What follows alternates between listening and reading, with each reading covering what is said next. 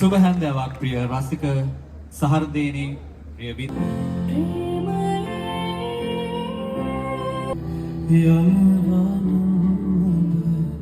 කවිය සහ ගීතේ ඔය කාරණාව කොයිතරම් ප්‍රබලද කියනවනම්